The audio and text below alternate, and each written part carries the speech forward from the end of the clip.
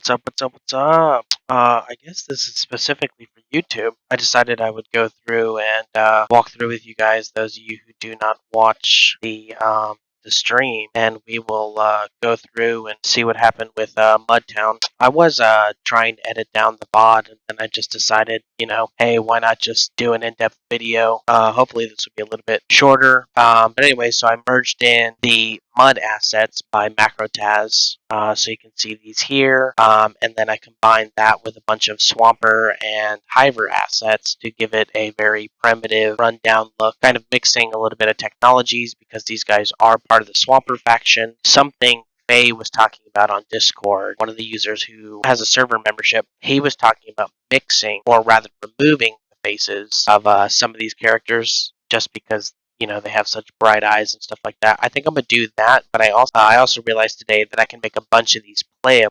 So if you guys have any suggestions on what faces I should remove from the playable pool, I will eventually divvy the faces down and make sure that factions have unique faces, but I want to get rid of the really bright eyes and stuff like that. But you can see the armor MacroTaz worked on. Some of it hides your hair, like the helmet, and then the body paint is actually armor, but they have little blowpipes as their crossbow. The idea is that they're not very good, but it should give, the faction a little bit of love. Little issue with the weapons. The farmer weapons only seem to be spawning the axe. But yeah, so we can go inside. I gave them a little bit of extra added protection. So if you can see in their stats right here, they've got roughly 30-35 stats, somewhere in that range. They do have the new guard AI. They dispose bodies and stuff like that. And then I gave them some bog dogs, which are just the swamp unique variant. I gave them some bog dogs as pets. They'll help eat corpses and stuff like that. But we can go in here and take a look around. So instead of the normal corpse furnace, what you have here is basically a meat furnace. Primitive tech, people will be able to build these very early on in the game so that they can start getting rid of bodies easier. It's basically the same model as a furnace. The only exception is Snug, when he was working on this, he added in a bunch of human body parts and stuff like that. They only have level 1 crossbows, so everybody using the level 1 crossbows, it's more fitting to their tech, but they do need a little bit of help, so I went ahead and gave them that. You can see the wood skimmers here. Super, super tiny guys. This is about as big as they'll get, but they run in packs of like 5 to 10 outside of swarms. So they're more a nuisance. We go back here. They have like 25 health. They're more a nuisance to hurt you when you're down rather than a direct threat. So they're specific to woods. Let's see. More of a nuisance. Not a super huge threat, but just a nuisance. Now, if you get swarmed at your low level, you may find yourself, SOL. So we have animal part storage here, just kind of to add to the aesthetic. They're super primitive people. These will require juice pipes, which will, you will only find in the swamps or in the wetlands. You'll find them more often in the wetlands just because it's easier to see them there. Less foliage and less thick foliage. But yeah, so you'll have the primitives here. The general idea is that you'll meet these guys, you befriend them, maybe you want their armor, maybe you want their materials or whatever, and eventually a recruit will be added into the game. Once the recruit is added into the game, because these guys are so low tech, they don't have modern medicine and stuff like that, the general idea is that you come along and you bring a disease, and then they die out. They'll get replaced. So all of their materials here will still be here, but the general idea is that they will die out. So if you don't get their armor, or you don't collect blowpipes, or whatever you may want to get from here, from the friendly side of things, if you ally with the swampers, you'll ally with these guys. I'm pretty sure I said that, they're part of the swampers. But if we remove the foliage, you can see a bunch of stuff hiding here. These are the, the little plants you can harvest. So this uses mud, which comes from basically a mud gathering spot. I think what I may do is throughout the swamps and stuff like that, I will clone this. I'll use it as a building as is so that players can build with it early on, and then I'll build more materials surrounding the mud. But basically what I'll end up doing is I'll add this as a spawnable resource so that it spawns in super, super wetlands, just as a resource you can grab on the go. Since it's primitive tech, I want players to be able to get it in wetlands. This is their gear. You make your armor here. I think there's a couple other mud spot. Oh, and then we have another resource. You'll be able to get termites. These also spawn in the world, but they spawn at the wooden skimmer nest. So along with the moth borers, which you get the blowpipes out of. But yeah, so you'll find them in the wood skimmer nest. The town itself is very small. It has a stagnant kind of jail platform, lampposts here so that the guards can see it. You have a bunch of termite mounds over here. At night, these actually glow. Pretty sure none of these are floating. Yeah, so these glow. I thought about adding the foliage itself to termite mounds, but I feel like that's kind of a little much. It would make them too detectable. So I just added it around the town. I'm still playing with Kindred's remasters, so that's why the ground is super shiny. Yeah, so then let's go in a house. Pretty sure they're public during the day. Yeah, very, very simple stuff. If you guys didn't watch the stream, this is the interior I'm going with. They have simple beds. They have some storage. Their storage will have stuff like hashish. We have fabrics. They can craft fabrics. I will eventually put hemp farms down. We have a little bit of leather, food items. Some of them should have, maybe it'll only spawn in the chest. So here we go with the crude ceramics blueprint.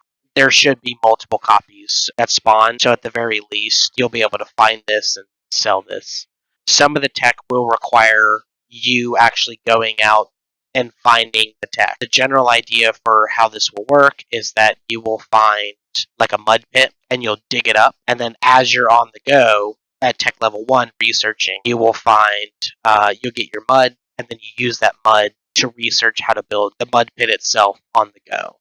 So the mud pit will likely, for convenience, I could make it require mud, but that's a never-ending cycle. What I will likely end up doing is make it require stone, which sounds stupid, but then you realize how common stone is, and you're bound to find somewhere, some on your travels. There's a bunch of mines out there and stuff now.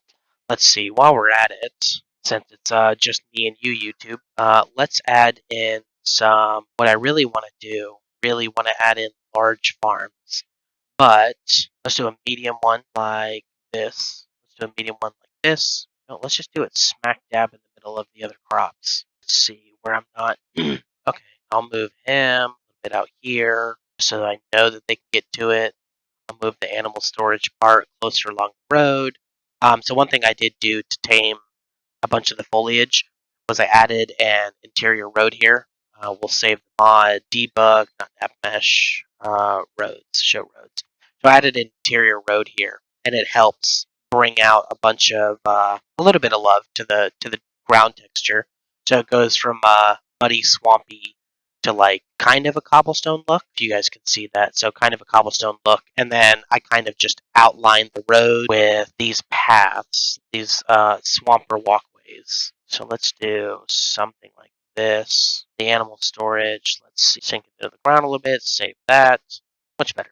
So now the walkboards kind of follow the path. I broke it up a little bit here, kind of just to give, up here. And I broke it up a little bit just to give the semblance of, they're primitive. Let's delete this one too. So they don't have a good concept of pathing and road work. And we'll move this a little bit out.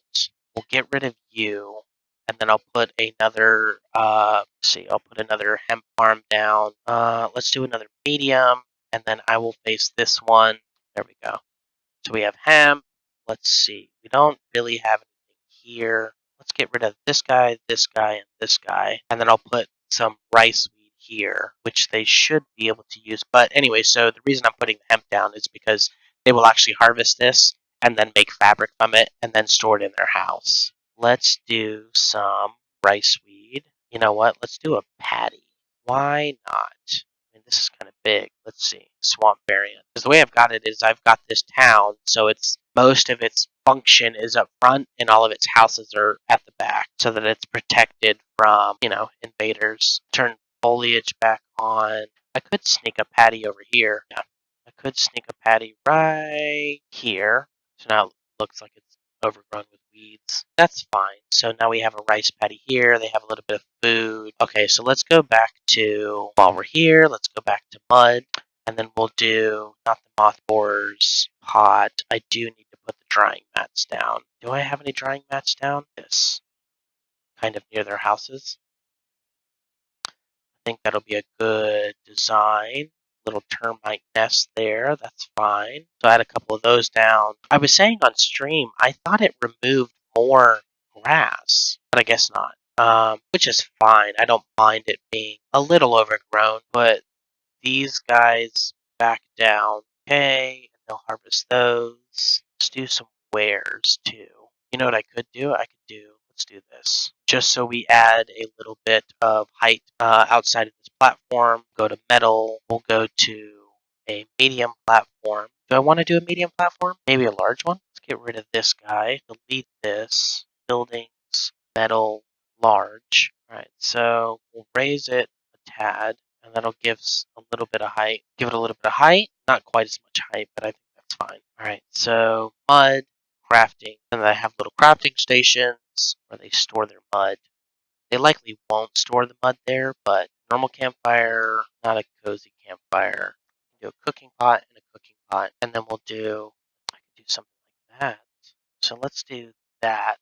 Then we'll get rid of this guy. Yeah, that's good. And then let's see. We will drop him down like this. Save that mod. Let's see. Not a tanning rack. I could do a tanning rack. That's fine. So I can do something like here, and because it's close to the fire. Nope. Nope. Nope. Nope. I gotta clean up some of these millstones. Lights? Nope. Blooms? Nope. Might as well put down some rain collectors. So I'll do one here, and I'll do one here, here, a bench, a bench, a bench here, and a bench there, right up against this post. We'll do leather and skin. What is this? Fabric? Sure, fabric. That's not bad. It's a little noisy. We'll turn off the debug geometry. That way you guys can see what the fuck I'm doing without all the extra flashy bits. Okay, I'll probably tweak the town a little bit more next stream, but I figured I would give you guys a quick look.